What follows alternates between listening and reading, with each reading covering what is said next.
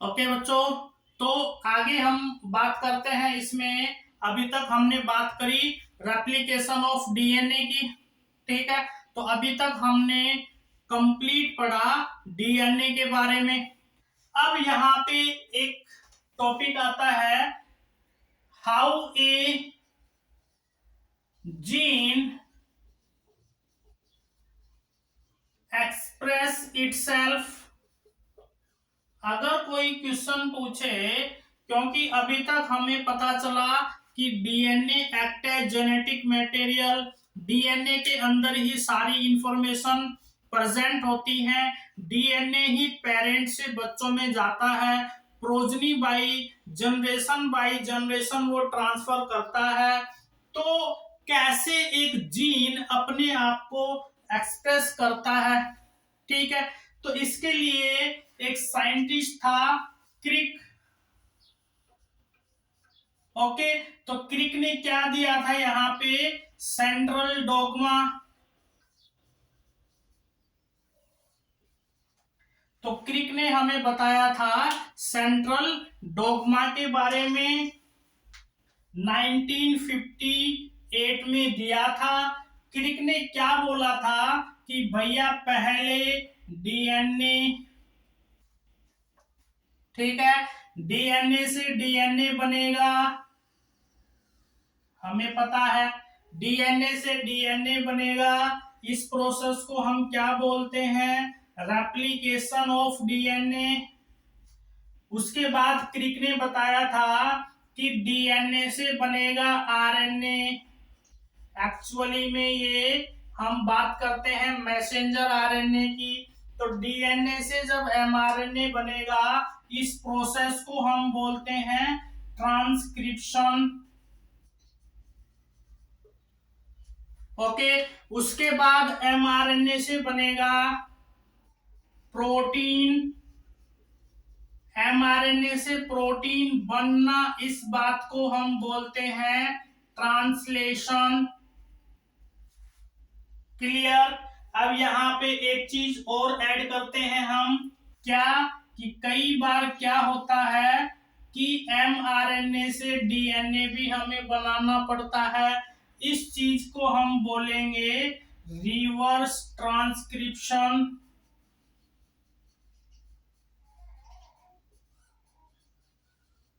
Reverse transcription का मतलब क्या हो जाएगा कि formation of DNA from RNA.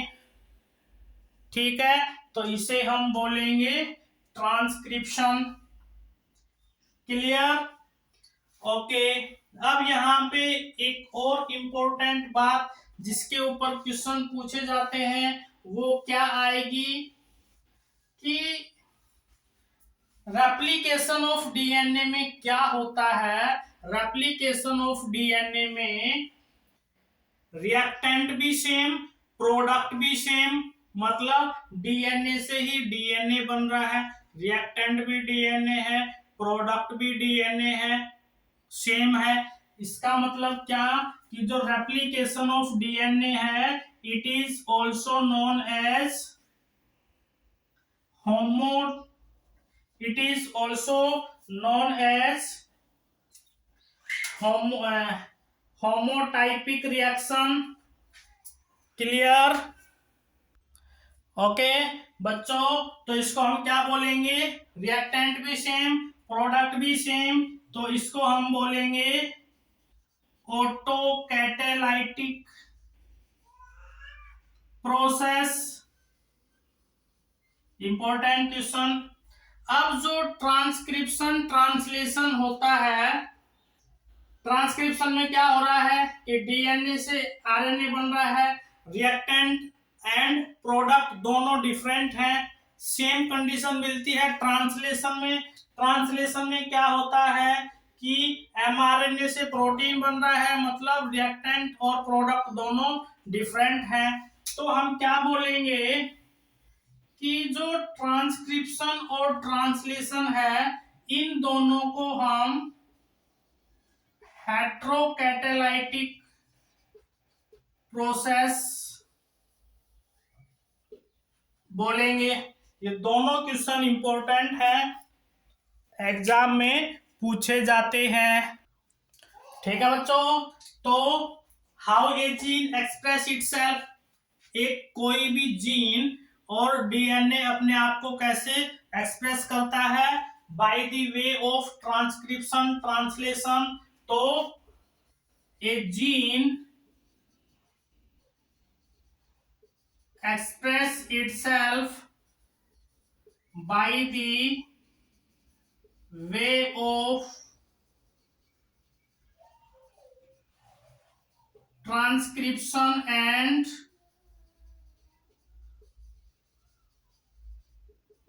Translation. Clear. और हम क्या बोल सकते हैं कि हमेशा कोई भी जीन अपने आप को कैसे एक्सप्रेस करेगा, बाय प्रोटीन सिंथेसिस। हमेशा जीन एक प्रोटीन बनाएगा और वो प्रोटीन बनाना ही ये मान लो कि वो अपने आप को एक्सप्रेस कर रहा है। ठीक है, तो याद रखना, always a gene express itself bye protein synthesis.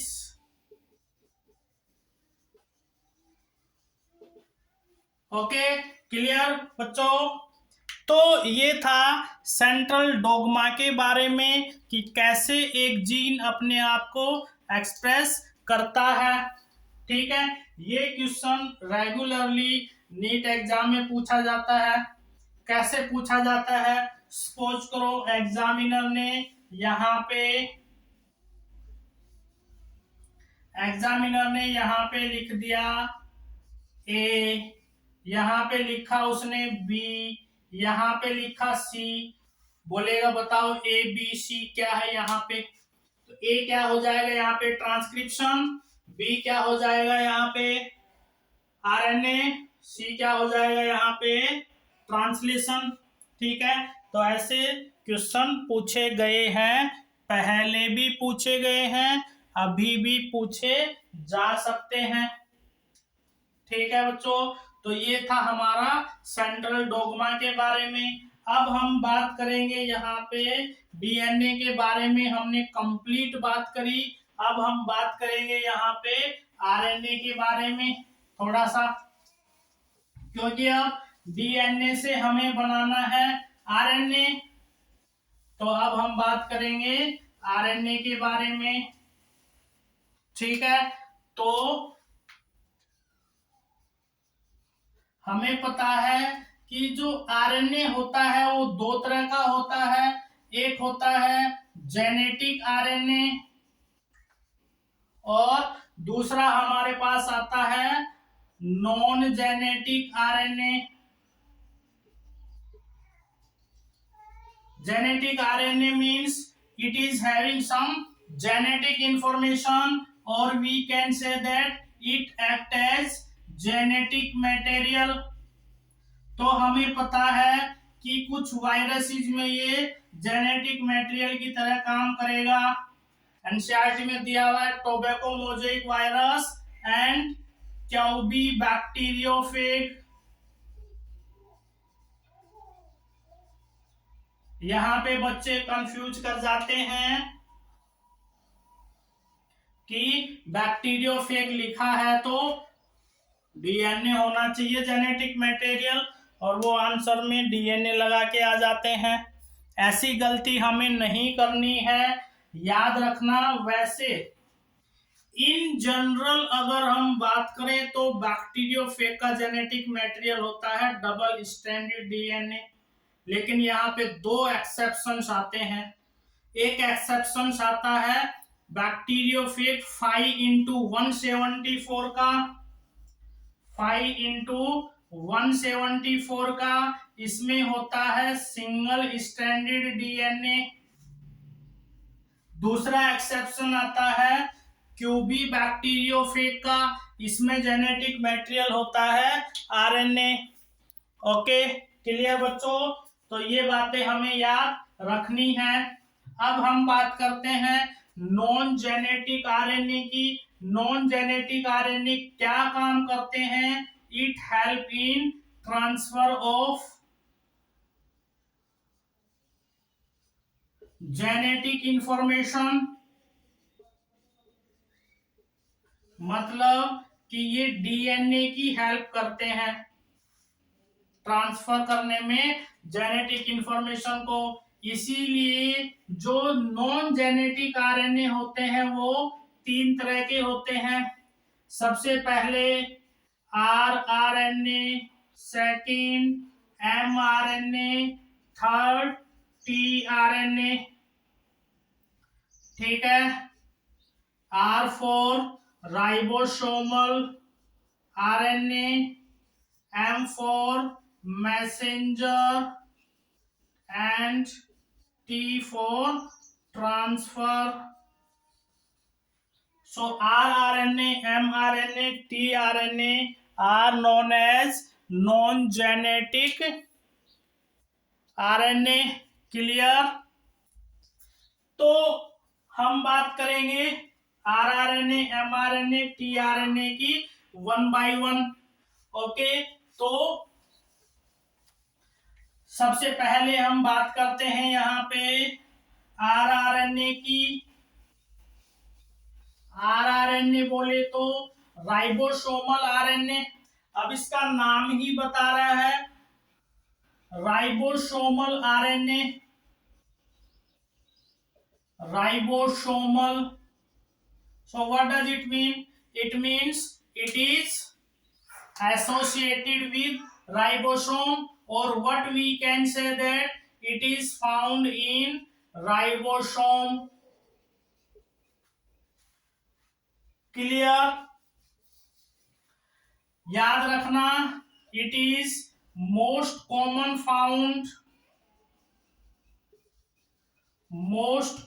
Found RNA in cell. याद रखना बच्चों, it is found 80% of total RNA.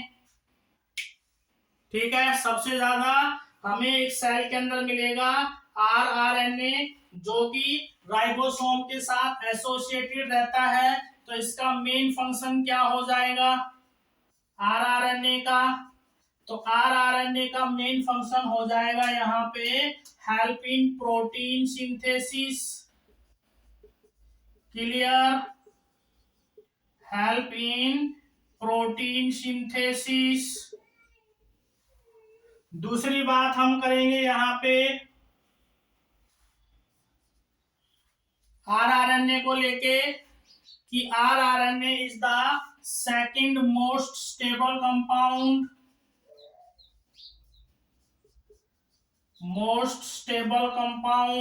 in cell.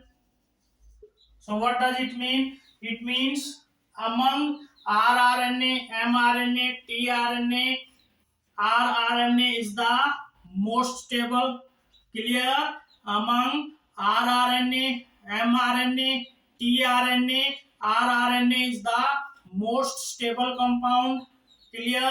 तो अगर कोई यहाँ पे पूछे कि फर्स्ट मोस्ट स्टेबल कंपाउंड कौन सा होगा, तो फर्स्ट मोस्ट स्टेबल कंपाउंड हमारे पास आता है DNA. Clear.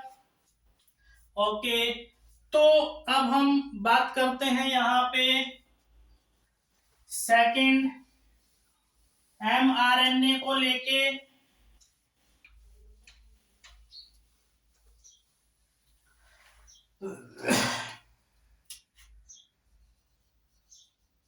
mRNA means messenger RNA. mRNA means messenger RNA. अब इसका नाम ही बता रहा है messenger, means it carry message. ये जो mRNA है, it transfer information from nucleus to cytoplasm. Okay, तो ये जो mRNA है ये एक पोस्टमैन का काम करता है, एक डाके का काम करता है, इंटरमीडिएट का काम करता है। किस किस के बीच में? डीएनए और राइबोसोम के बीच में। ठीक है, क्योंकि ये डीएनए की इंफॉर्मेशन लेके जाएगा साइटोप्लाज्म में, जहां प्रोटीन सिंथेसिस होता है। क्योंकि कोई भी जीन अपने आप को कैसे एक्सप्रेस करेगा, फाइनली बाय प्रोटीन फॉर्मेशन। तो जहां प्रोटीन बनेगी वहीं पे ये जाएगा इंफॉर्मेशन लेके। तो प्रोटीन कहाँ बनती है, साइटोप्लाज्म में। वो बनती है राइबोसोम के अंदर, क्योंकि ribosome is known as protein machinery of cell. Ribosome is known as protein machinery of cell. इसी को हम यूनिवर्सल सेल ऑर्गेनेली बोलते हैं। इसी को हम मेम्ब्रेनलेस स्मॉलेस्ट सेल ऑर्गेनेली बोलते हैं। ठीक है, सारे काम राइबोसोम करता है यहाँ पे। अब हम बात करेंगे बच्चों कि कैसे एमआरएनए इंफॉर्मेशन कैरी करता है डीएनए की। ठीक है,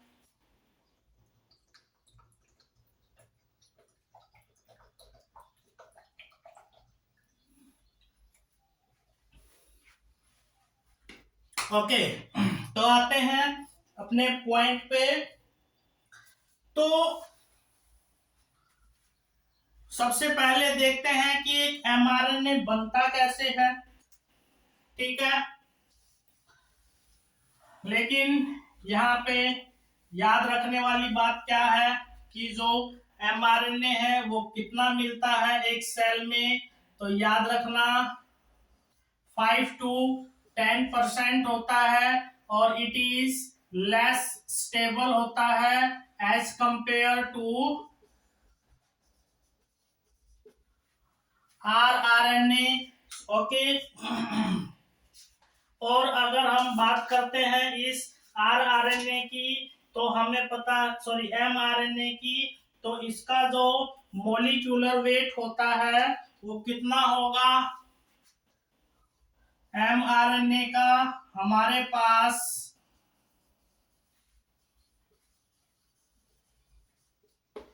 मोलिक्यूलर वेट जो आता है वो आता है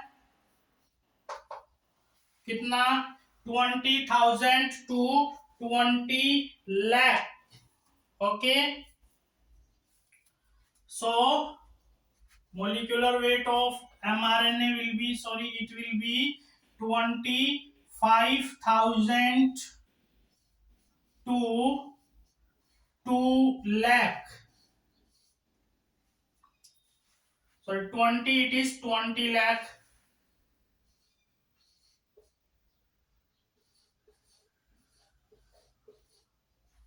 क्लियर, 25,000 to 20 lakh।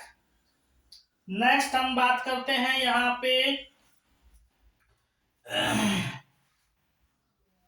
तो इसके बाद हम बात करते हैं कि जो एमआरएनए है वो कैसे बनता है डीएनए से। ठीक है, तो थोड़ा सा हम यहाँ पे समझ लेते हैं कुछ चीजों को जो कि हमारे लिए बहुत इंपॉर्टेंट है।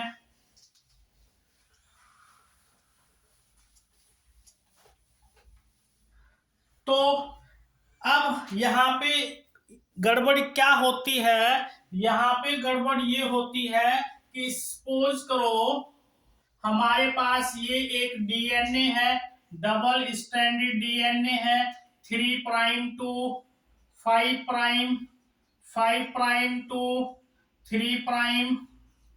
क्लियर, ये हमारे पास क्या है, डीएनए है।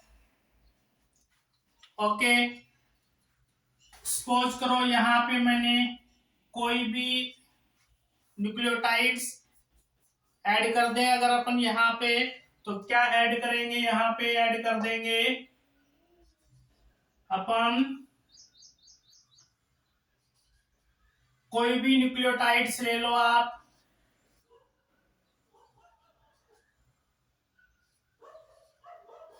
ओके,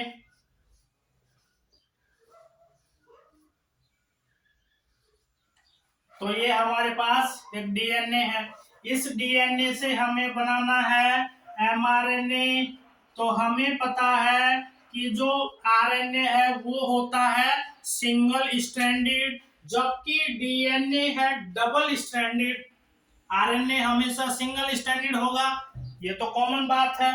तो अब यहाँ पे प्रॉब्लम क्या आती है कि ये जो एमआरएनए बनेगा ये किस स्ट्रैंड के न्यूक्लियोटाइड को रीड करके बनेगा, या किस स्ट्रैंड के रेस्पेक्ट में हम यहाँ पे एमआरएनए बनाएंगे, क्योंकि दोनों स्ट्रैंड के न्यूक्लियोटाइड सीक्वेंस को रीड करके एमआरएनए बनाना पॉसिबल नहीं है। तो डीएनए की दोनों स्ट्रैंड में से किसी एक स्ट्रैंड को हमें सिलेक्ट करना होगा, क्योंकि एमआरएनए तो सिंगल स्ट्रैंडेड है, तो डीएनए की भी हमें एक ही स्ट्रैंड लेनी पड़ेगी। तो यहाँ पे क्वेश्चन ये आता है कि डीएनए की किस स्ट्रैंड से हम एमआरएनए को बनाएंगे, तो उसका जवाब देखते हैं हम। याद रखना बच्चों, हमें पता है कि अगर हमें आरएनए बनाना है तो हमारे पास कौन सा एंजाइम काम करेगा, डीएनए पॉलीमरेज। जब हम डीएनए को बना रहे थे तो एंजाइम था हमारे पास डीएनए पॉलीमरेज। अब हम आरएनए को बना रहे हैं तो हमारे पास एंजाइम आ जाएगा आरएनए पॉलीमरेज। पूरा नाम क्या हो जाएगा इसका, डीएनए डिपेंडेंट आरएनए पॉलीमरेज, क्योंकि ये डीएनए से आरएनए बनाएगा, तो डिपेंड तो ये डीएनए पे ही करेगा। ठीक है, तो ये जो आरएनए पॉलीमरेज होता है इसकी जो वर्किंग डायरेक्शन होती है, जैसे मैंने डीएनए पॉलीमरेज की वर्किंग डायरेक्शन बताई थी 5 प्राइम टू 3 प्राइम, ऐसे ही आरएनए पॉलीमरेज की भी वर्किंग डायरेक्शन क्या हो जाएगी 5 प्राइम टू 3 प्राइम। क्लियर बच्चों, तो यहां से हमारा सीधा सीधा आंसर आ गया कि भैया ये किस स्ट्रैंड पे काम करेगा। तो ये डीएनए की कौन सी स्ट्रैंड पे बाइंड करेगा, जिसकी डायरेक्शन 3 प्राइम टू 5 प्राइम होगी, क्योंकि एंटी पैरेलल चलता है ना काम भैया। तो याद रखना आरएनए पॉलीमरेज हमेशा बाइंड करेगा किस स्ट्रैंड पे, 3 प्राइम एंड पे। ठीक है, तो आरएनए पॉलीमरेज बाइंड करेगा हमेशा 3 प्राइम एंड पे। जो 3 प्राइम एंड होगा डीएनए का उस पे बाइंड करेगा अपना आरएनए पॉलीमरेज। ठीक है, तो ये जिस स्ट्रैंड की डायरेक्शन 3 प्राइम टू 5 प्राइम होगी वही उसी स्ट्रैंड का काम होगा एमआरएनए बनाने में। ठीक है, तो यहाँ पे एमआरएनए की अब न्यूक्लियोटाइड सीक्वेंस क्या हो जाएगी, तो जो आरएनए पॉलीमरेज है वो इस स्ट्रैंड के न्यूक्लियोटाइड सीक्वेंस को रीड करेगा।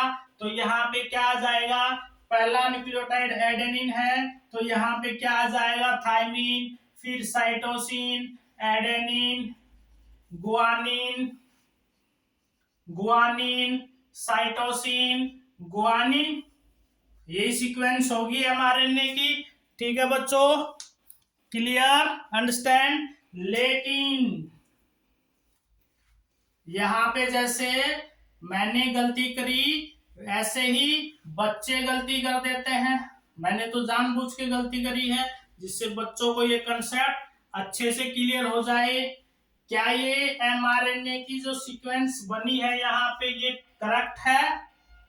नहीं, क्यों? क्योंकि हमें पता है आरएनए में थायमीन अब्सेंट होता है। तो यहाँ पे क्या आएगा, यहाँ पे आएगा यूरेसिल, क्योंकि आरएनए के केस में एडेनिन का कॉम्प्लीमेंट्री होता है यूरेसिल। ठीक है बच्चों, तो ऐसे बनता है एमआरएनए। अब ये एमआरएनए जाएगा न्यूक्लियस से निकल के राइबोसोम के पास और राइबोसोम को डीएनए की इंफॉर्मेशन को ट्रांसफर करेगा। क्लियर? उसके अकॉर्डिंग राइबोसोम प्रोटीन बनाएगा। लेकिन यहाँ पे एक और इम्पोर्टेंट बात होती है, वो क्या होती है कि जो एमआरएनए डीएनए की इंफॉर्मेशन कैरी करेगा वो करेगा जेनेटिक कोड की फॉर्म में। तो यहाँ पे जेनेटिक कोड बनेंगे। जेनेटिक कोड क्या होते हैं? Base triplet. जेनेटिक कोड को हम नेक्स्ट लेक्चर में पढ़ेंगे डिटेल में। अगला टॉपिक आएगा हमारा जेनेटिक कोड। ठीक है, तो यहाँ पे इंपॉर्टेंट बात क्या हो जाएगी बच्चों? MRNA carry information in the form of genetic code always। हमेशा एमआरएनए जेनेटिक कोड की फॉर्म में इंफॉर्मेशन को ट्रांसफर करेगा। ठीक है, क्लियर बच्चों? तो ये सब चीजें हमें पता होनी चाहिए। अब यहाँ पे एक बात और आती है कि जो एमआरएनए है वो हमारे पास आता है दो तरह का। MRNA are of two types. One is monocistronic mRNA, second polycistronic mRNA.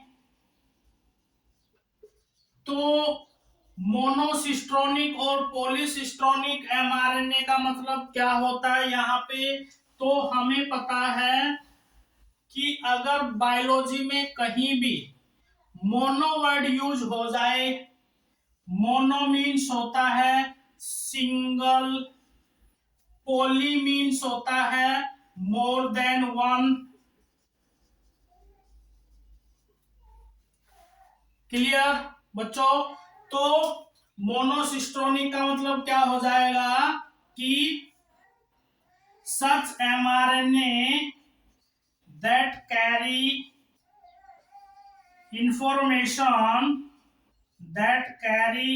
information of only one gene and it is found in monocistronic mRNA found in eukaryotes।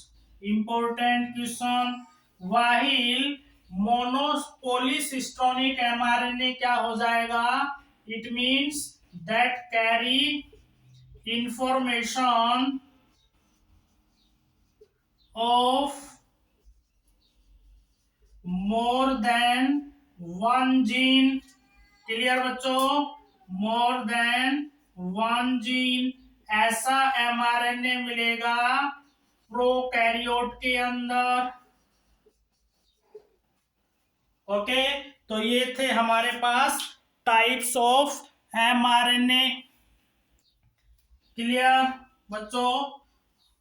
ठीक है, तो आज के लिए इतना ही काफी है। इसके बाद नेक्स्ट लेक्चर में हम बात करेंगे टीआरएनए को लेके।